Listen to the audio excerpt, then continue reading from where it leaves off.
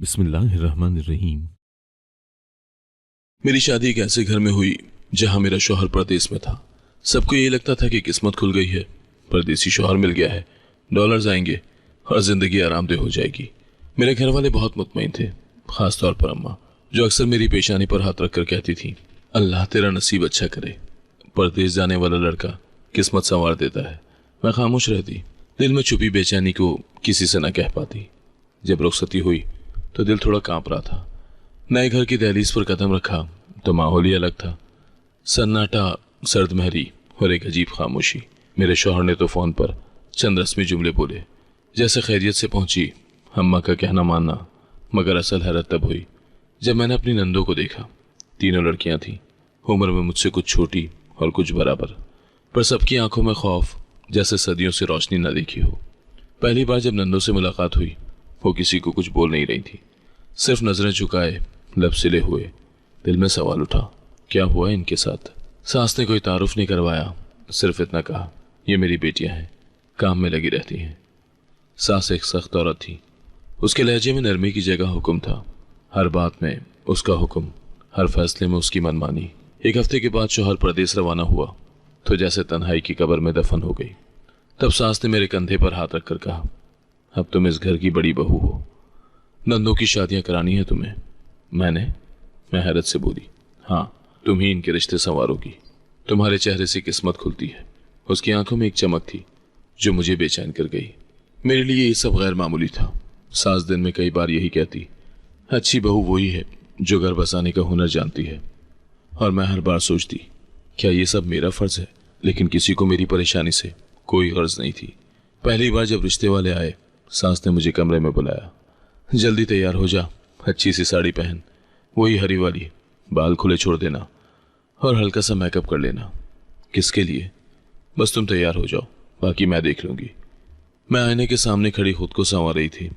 दिल में सवालात का तूफान था, लेकिन बोलने का इख्तियार नहीं था। जब रिश्ते वाले आए, मुझे ड्राइंग रूम में लाकर बिठा दिया गया।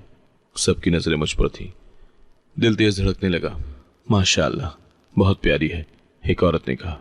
सास मुस्कुराकर बोली, हाँ, बड़ी नाजों से पाली है। मेरे कान सुनकर सुन रह गए। हमारी लाडली, ये तो नंद के लिए रिश्ता है, फिर ये सब मेरे साथ क्यों हो रहा है? बात आगे बढ़ी, रिश्ता पक्का हो गया और चंद हफ्तों में शादी की तारीख भी तय हो गई। मैं हैरान परेशान सब देखती रही। फिर जिस दिन नंद की रुखसती हुई, वही लड़की गई जिसका नाम लिया गया, लेकिन चेहरा मेरा था जिस पर रिश्ता तय हुआ था। मैंने शौहर को फोन किया, मैं तुमसे कुछ कहना चाहती हूँ। क्या बात है? कि यहाँ कुछ अजीब हो रहा है। अजीब मतलब? सास मुझे रिश्ते वालों के सामने बिठाती है और फिर अपनी बेटी का नाम देकर उनकी शादियां तय करती है। वो खामोश रहा, फिर बोला, देखो अम्मा, जो कर रही हैं वो बेहतर जानती हैं, ये सब तुम्हारे हक में है। मेरे हक में? मैं जैसे फट पड़ी। झूठ बोलकर किसी की शादी करना मेरे हक में कैसे हो सकता है? तुम बहुत छोटी हो, तुम्हें दुनिया का पता नहीं। ये कहकर उसने कॉल काट दी। मैं देर तक खाली स्क्रीन को तकती रही। अब मेरे पास कुछ नहीं बचा था, ना आवाज ना इख्तियार। उस रात सास ने मुझे अपने कमरे में बुलाया। देखो, तुम्हारी 3 नंदे हैं, तीनों की शादियां होनी है। अगर तुम रुकावट बनोगी तो तुम्हारी जगह कोई और लेगा। इसीलिए अपनी बहनों के लिए कुर्बानी दो और खामोशी से अपना काम करो। कुर्बानी? लेकिन ये सब झूठ है, किसी की जिंदगी का मामला है। झूठ सच की तमीज तुमसे बेहतर हम जानते हैं। तुम बस वो करो जो कहा जाए। कुछ दिन के बाद दूसरी नंद की बात चली। सास ने पुराने एल्बम से मेरी एक तस्वीर निकाली और कहने लगी, ये रिश्ते वालों को दिखाएंगे। साफ सुथरी लग रही हो, तुम ही तो हमारी खुशनसीबी हो, तुम्हें देखकर ही हमारे रिश्ते बनते हैं। तुम्हारी सूरत में बरकत है। मैंने नजरें झुका ली। एक वक्त था मैं अपनी पहचान पर फख्र करती थी और अब वो पहचान किसी और के नाम हो चुकी थी। कभी कभार नंदे आकर मेरे साथ बैठती। एक ने एक बार धीरे से कहा, भाभी, हमें माफ करना, ये सब हमने नहीं चाहा। मैंने कहा, तो क्यों खामोश हो तुम सब? उसने आंखों में आंसू लिए जवाब दिया, क्योंकि अम्मा से कोई नहीं जीत सकता। और मैंने सोचा, वाकई यहाँ सच्चाई कमजोर है और झूठ एक मजबूत किला, जिसमें मैं कैद हूँ, एक चेहरा जो सिर्फ किसी और के नाम पर जीता है। सास रोज सुबह मेरी दिन भर की ड्यूटी बताती और साथ में ये भी कि नंदों के रिश्ते के लिए क्या तैयारी करनी है। ये लड़कियां बहुत हसास हैं, इनके मिजाज का ख्याल रखना। कोई बात दिल पर ना ले ले, वो मुझे तंबी करती, लेकिन जब मैं नंदू के करीब जाने की कोशिश करती या तो वो कमरे में घुस जाती या नजरें चुरा लेती, जैसे किसी खौफ में जकड़ी हुई हूं। एक दिन जब मैं दोपहर का खाना लेकर बड़ी नंद के कमरे में गई, दरवाज़ा खोलकर खामोशी से प्लेट ले गई। मैंने नरमी से कहा, आपसे बात करना चाहती हूँ। वो रुक गई, पल भर को मेरी तरफ देखा, फिर आहिस्ता से बोली, भाभी यहाँ बात करना मना है। किसने मना किया? अम्मा ने कहा है कि हम सिर्फ काम की बात करें, बाकी कुछ नहीं। मैं शर्मदा रह गई। क्या एक बहन को अपनी भाभी से बात करने के लिए इजाज़त चाहिए? ये कैसा घर है जहाँ खामोशी कानून है? कुछ दिन के बाद सास ने कहा, रिश्ता देखने वाले आ रहे हैं, तो मेज़ पर खाने का बंदोबस्त कर देना और नीचे बैठकर चाय सर्व करोगी। मैं ही? मैंने चौंक कर कहा, हाँ, तुम्हारी शक्ल देखी है, तुम्हें देखकर सब रिश्ता कबूल करते हैं। अब तुम ही हमारी जमानत हो। मैंने चुपचाप चाय तैयार की, नरगिस बेगम की हर बात पर सर हिलाया और खुद को एक खिदमतगुजार की तरह पेश किया। रिश्ते वाले आए, बात चली और फिर वो चले गए। उसके बाद सास और नन ने मुझे एक तरफ बुलाया, कल बाजार जाना है, लड़की के लिए कुछ खरीदारी करनी है, तुम भी साथ चलोगी। बाजार में सारी खरीदारी मुझसे करवाई गई। नंद का लहंगा, चूड़ियाँ, सैंडल, सब कुछ मैंने पसंद किया और सास ने सब कुछ मुझ पर छोड़ दिया। दुकानदार भी हैरान हुआ, बेटी के लिए सब बहू ही खरीद रही है। सास ने हंसकर कहा, यही तो हमारी असल बेटी है, बाकी तो बस इत्तेफाक से पैदा हो गई थी। ये जुमला मेरे दिल में तीर की तरह पैवस्त हो गया, लेकिन मैं कुछ न बोली। वापसी पर गाड़ी में नंद सो गई और सास मुझसे लिस्ट बनवाती रही कि शादी में किस किस को बुलाना है, क्या खाने का बंदोबस्त होगा और मेहमानों के लिए बिस्तर कहाँ बिछेंगे। उसी रात सास ने कहा, कल नंद की तस्वीरें खींचनी है, तुम कैमरे का बंदोबस्त कर लेना, और सुनो, तुम साथ खड़ी मत होना, नजर ना लगे किसी की। तस्वीरों में नंद को मैंने दुल्हनों की तरह सजा कर देखा। वो खुश नहीं थी, लेकिन खामोश जरूर थी। मैं उसकी आंखों में एक अजीब सी नमी देख रही थी, जैसे वो कुछ कहना चाहती हो लेकिन कह नहीं पा रही हो। 2 दिन बाद मेहमान आए, रिश्ता तय हुआ और हफ्ते बाद निकाह भी हो गया। जब नंद रुखसत हो रही थी, सास ने मुझे इशारे से अंदर भेज दिया, ये हमारा मामला है, तुम बस दुआ करो। रात को जब सब मेहमान जा चुके थे, सास ने मुझे बुलाया, देखा तुम्हारी शक्ल में बरकत है, तुम्हारी बदौलत तीसरा रिश्ता भी तय हो गया, अब बस एक रह गई है। मैंने आहिस्ता से कहा, लेकिन अम्मा ये सब, बस ज्यादा ना सोचो, हमने तुम्हें यहाँ सोचने के लिए नहीं, नंदों का सहारा बनने के लिए रखा है। अगले दिन जब मैंने नंद को फोन पर बात करते सुना, वो किसी से कह रही थी मुझे नहीं जाना था, लेकिन अम्मा ने कहा कि अब्बा की रूह को सुकून मिलेगा। मैं समझ गई कि इस घर में जज्बात की कोई अहमियत नहीं, यहाँ सिर्फ फराइज हैं जो जबानों पर मुसल्लत किए जाते हैं। मैंने नंद से पूछा, क्या तुम राजी हो? उसने सिर्फ इतना कहा, क्या तुम राजी थी?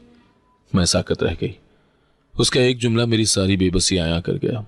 सास ने मुझे फिर बुलाया, अगले महीने नजमा का रिश्ता देखना है, इस बार तुम्हें और बेहतर तरीके से तैयार होना है, ये आखिरी है, इसके बाद सब आराम होगा। लेकिन मुझे मालूम था यह आराम एक शराब है।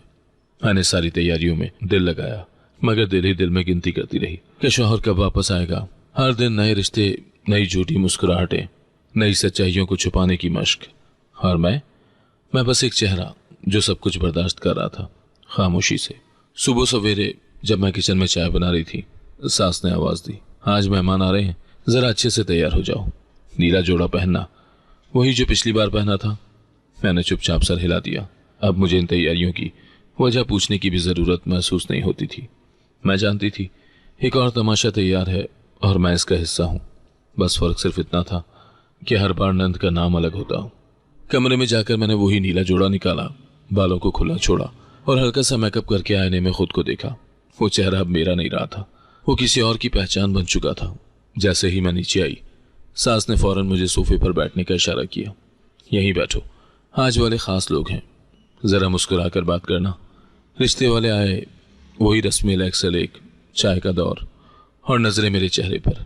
एक औरत ने कहा, माशाअल्लाह, लड़की में वकार है, बातों से शराफत झलकती है। सास ने फख्र से जवाब दिया, हमारी छोटी है, सबसे लाडली, माँ बाप की आंखों का तारा।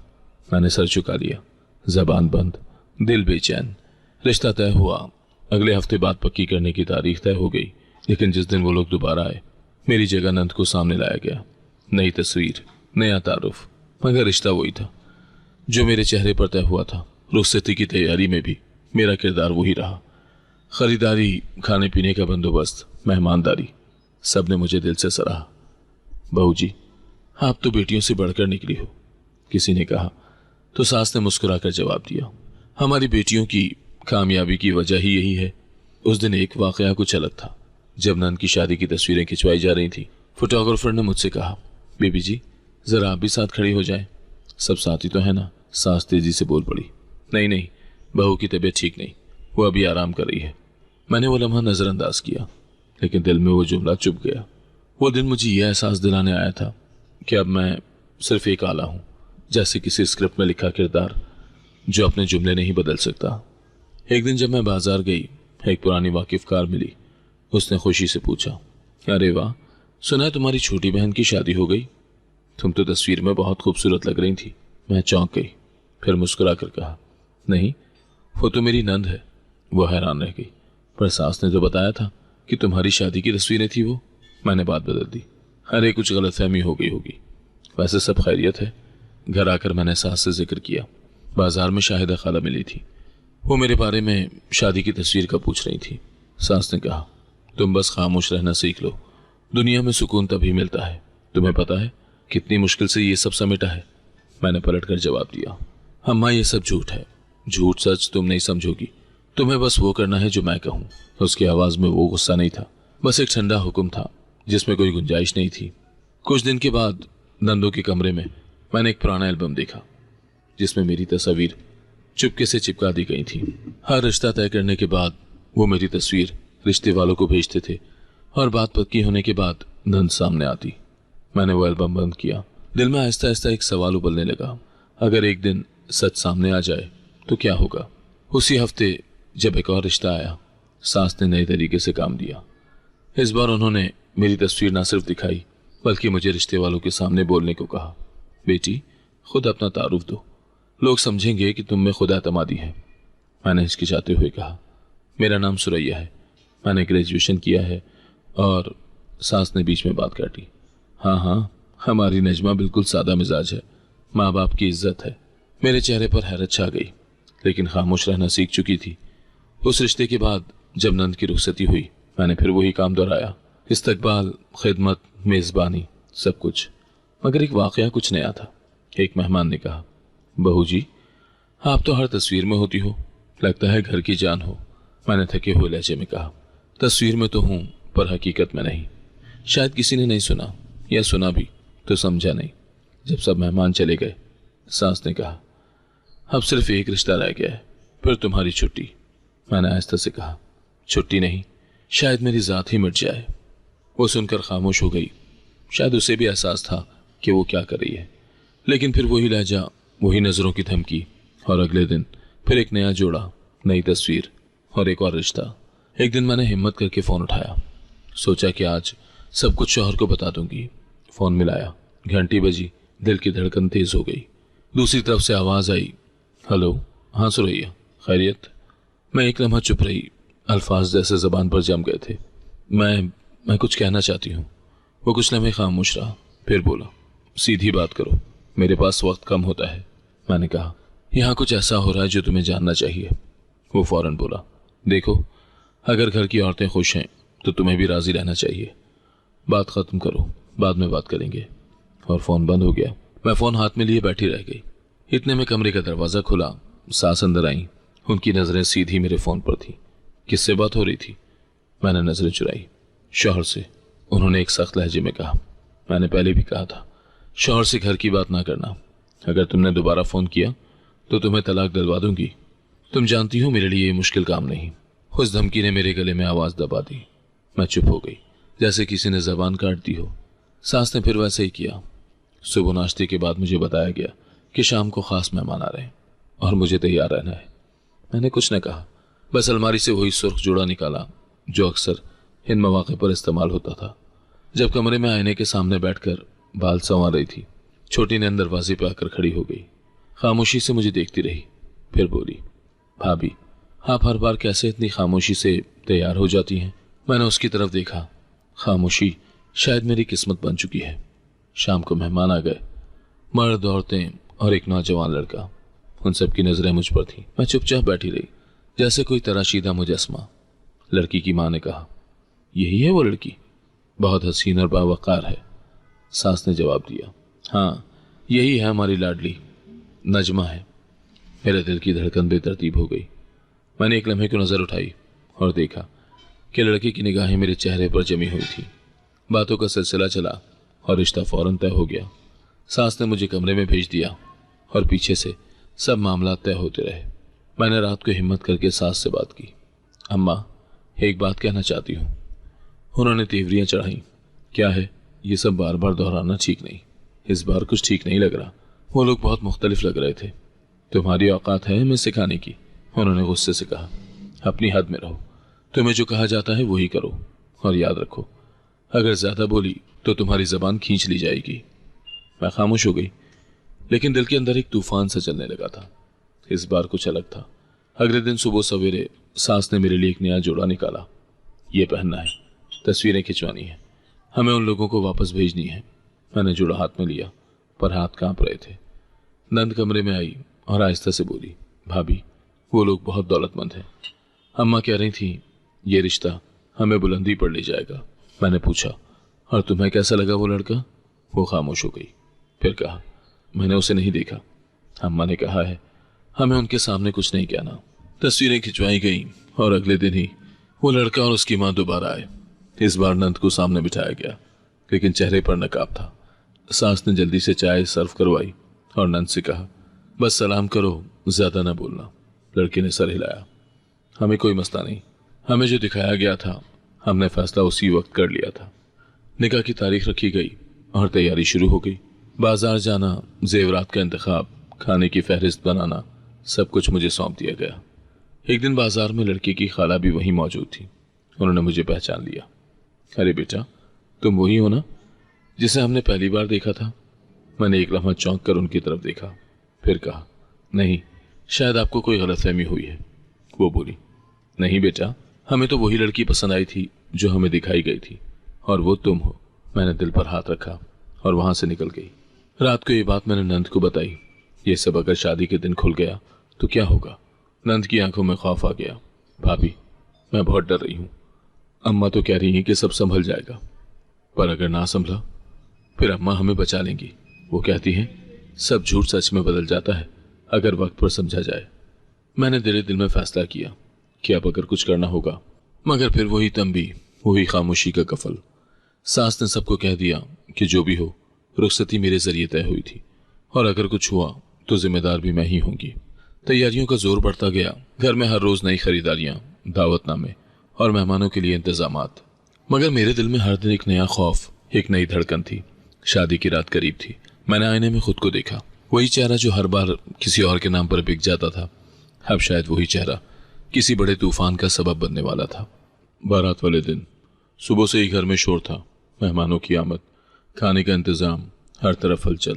मैं हमेशा की तरह काम में जुटी हुई थी। सास ने मुझे बुलाया।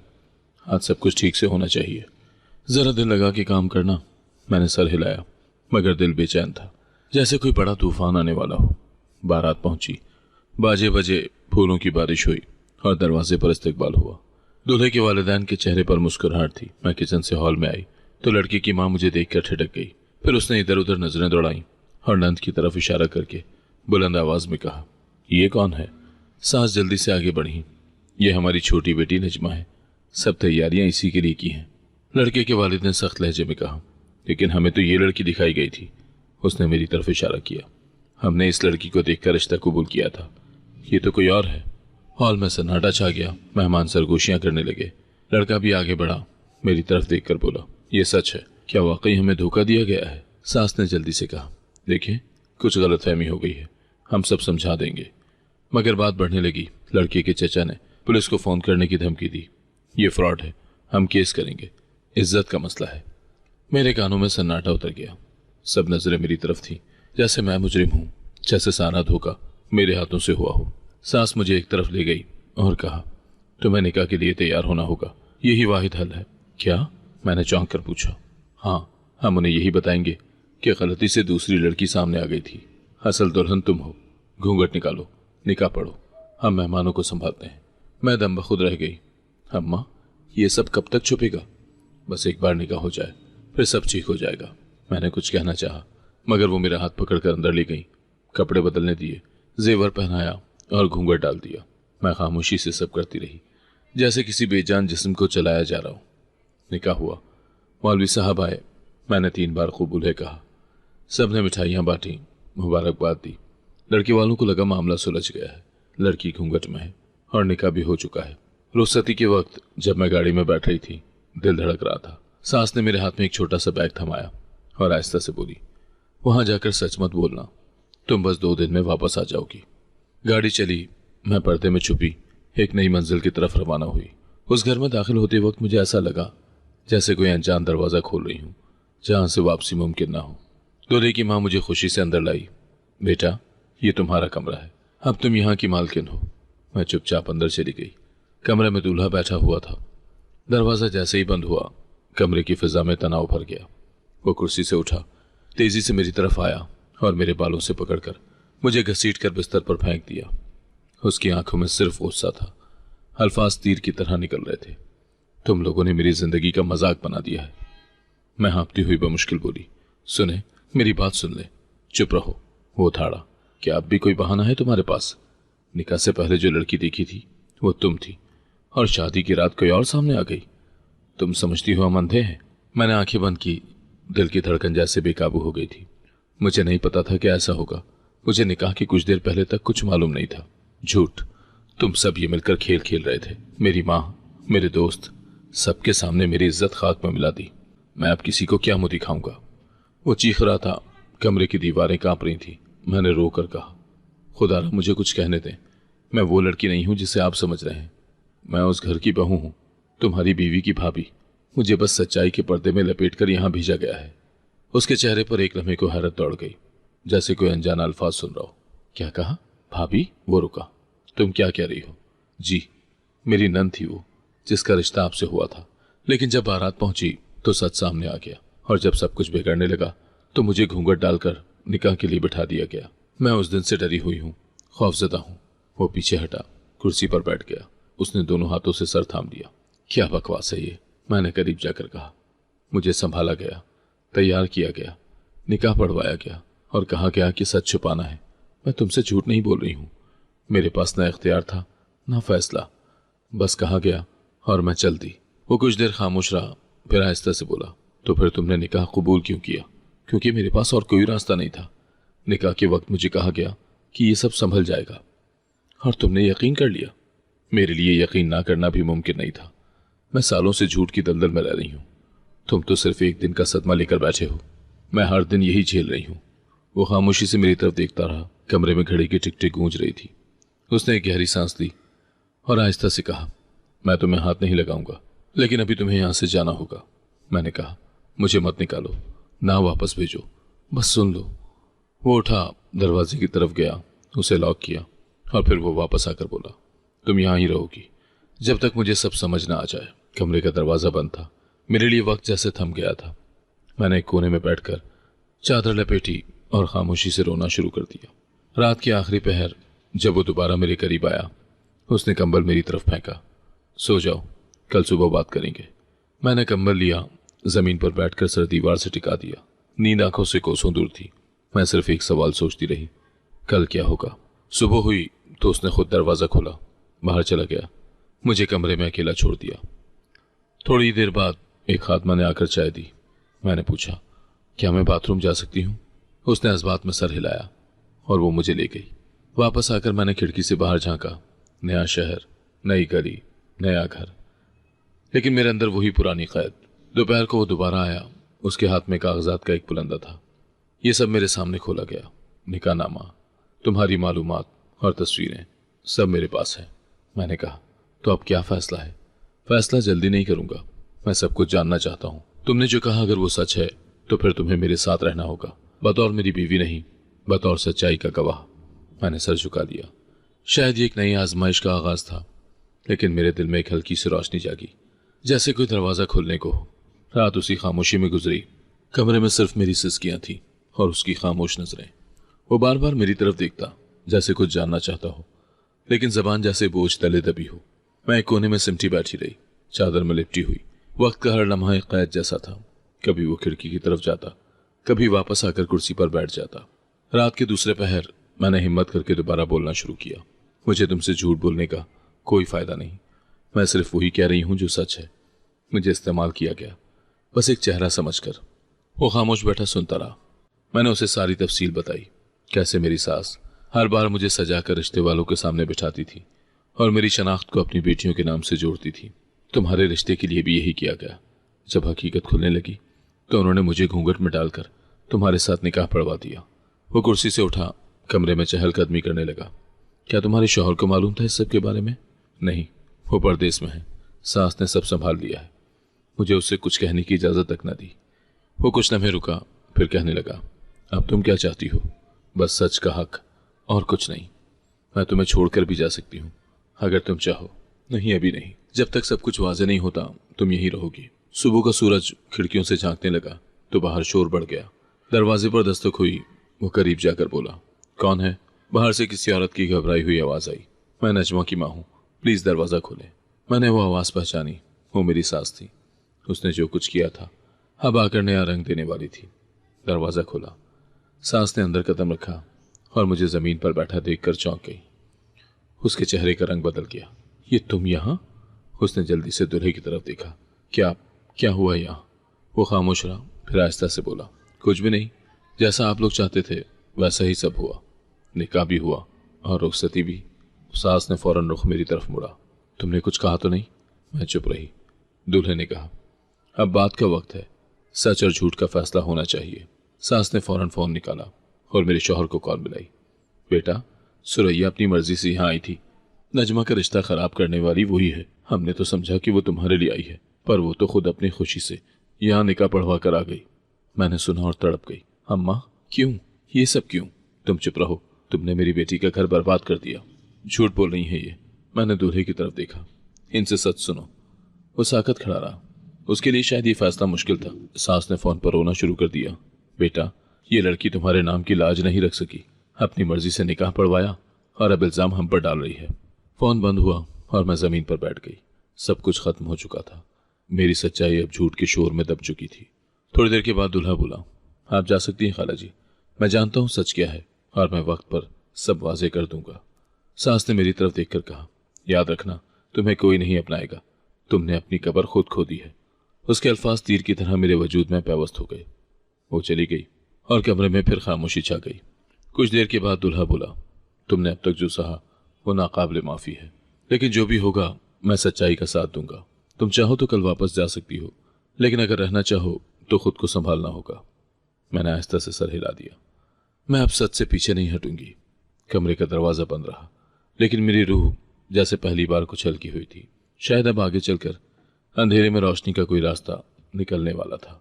अगली सुबह जब मैं गाड़ी से उतरी और ससुराल के दरवाजे पर पहुंची तो सबके चेहरे मेरी तरफ उठे, लेकिन किसी ने सलाम का जवाब न दिया। दरवाजे पर खड़ी हुई छोटी नंद पीछे हट गई, जैसे मैं कोई वबा हूं।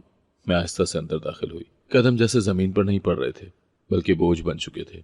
सास सहन में चारपाई पर बैठी थी।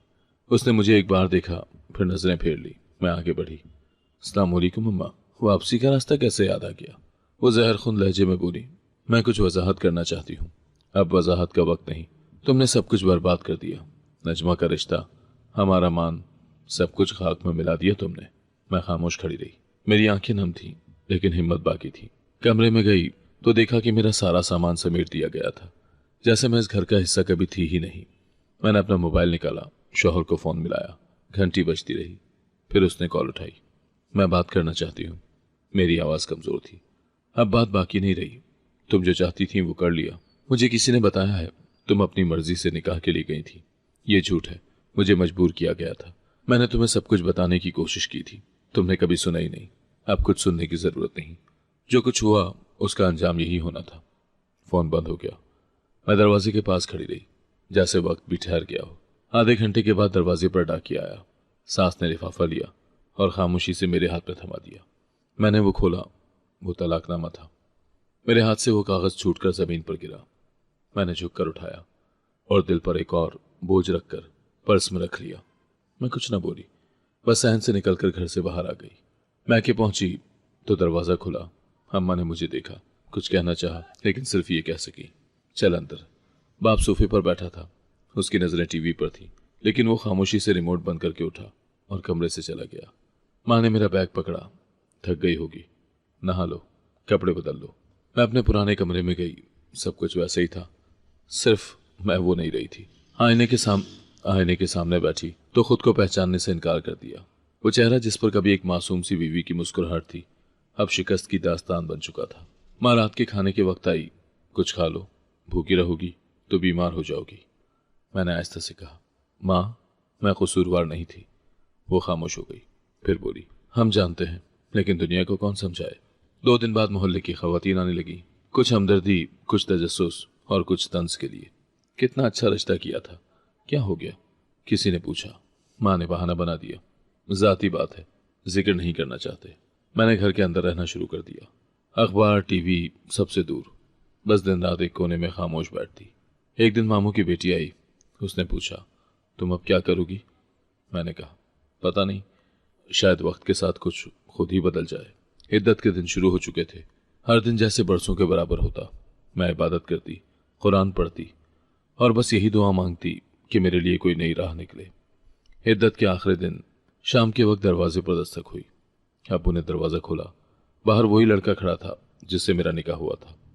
उसके हाथ में एक छोटा सा तोहफा था और आंखों में पशेमानी। मुझे सुरैया से बात करनी है। अब्बू ने अंदर बुलाया।